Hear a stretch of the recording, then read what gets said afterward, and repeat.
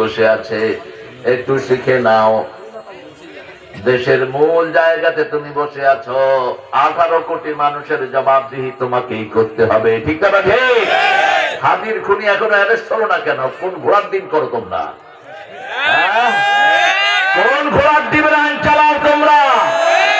বিবিএসবি, NSI, এত police ঢাকাতে, এত বাহিনী, প্রকাশ্য দিবালোকে গুলি করে চলে যায়, কোনো কসুও করতে পারো না। শুধু জামাত শিবির আর বিএনপিকে পিটাইতে পারছো খুব ভালো করে। হ্যাঁ, এদের 14 গোষ্ঠীর খবর তোমাদের কাছে ভালোই আছে। এসব বাহিনীকে বিদল করে দাও। ইউনূস, তুমি না পারলে নেমে যাও। বেয়াদব, কি হাল করেছো দেশের। পোলাপান পিস্তল নিয়ে রাস্তায় আসে কেমনে?